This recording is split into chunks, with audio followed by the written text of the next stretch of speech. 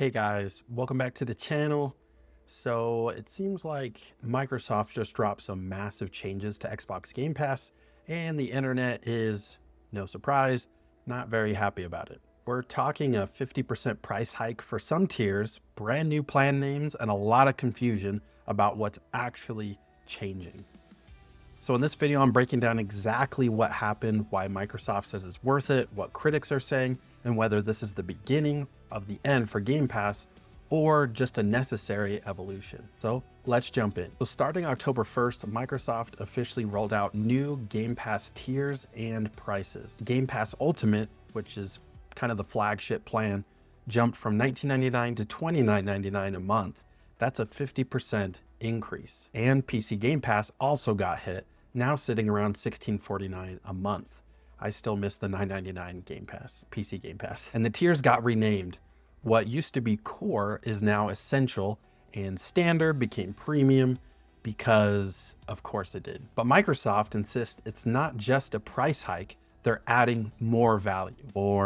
They're promising over 75 day one game releases every year, which they claim is about a 50% increase from before.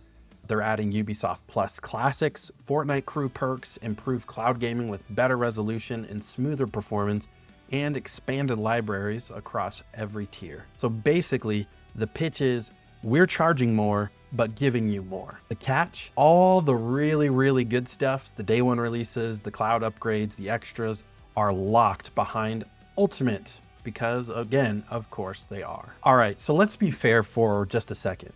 Why might this actually make sense for Microsoft? The first big one is game development is insanely expensive right now.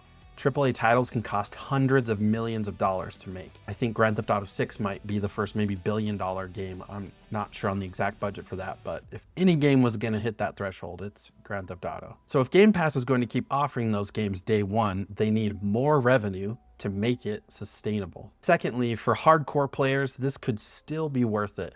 75 day one titles a year, if you play even 5 or 6 major releases, you're already saving money compared to buying them individually. Thirdly, they're clearly trying to shift Game Pass from a growth experiment into a premium subscription model, something that can be a lot more stable long term. Think of it like Netflix 10 years ago.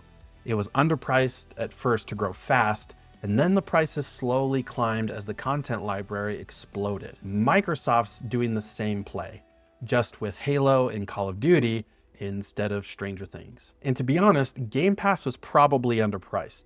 They were giving away too much for what they were charging. So from their side, this isn't greed, it's sustainability. At least that's the official story. Now, let's talk about why gamers are furious. First off, a 50% jump overnight is wild. It's not like inflation suddenly jumped 50%.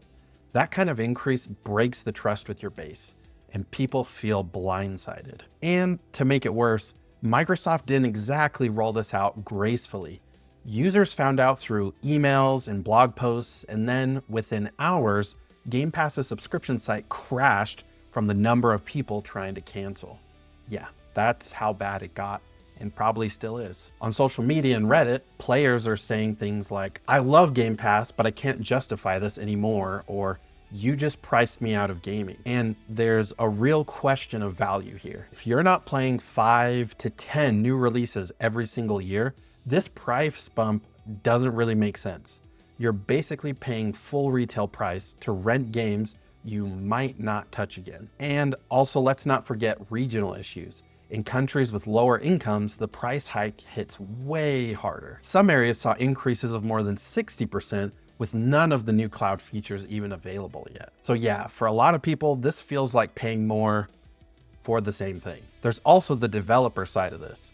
Smaller studios are already worried about Game Pass deals becoming less generous as Microsoft tightens the belt. And as Microsoft keeps buying up studios, Activision, Bethesda, you name it, it's creating a monopoly risk. If Xbox becomes the platform for subscriptions, they can raise prices whenever they want, and there's not much anyone can do. Even some longtime Game Pass fans are saying this feels like the Netflix moment, where things shift from consumer-friendly to corporate first. And the fallout, of course, has been immediate. GameStop literally announced they're ignoring Microsoft's new prices and will keep selling Ultimate subscriptions at $19.99, which is probably sure to bring a lot more new business to GameStop that they might actually need right now. And retailers are confused, fans are angry, and critics are calling Game Pass no longer the best deal in gaming. It's the biggest backlash Microsoft's faced since the Xbox One always online disaster back in 2013. And to make it worse,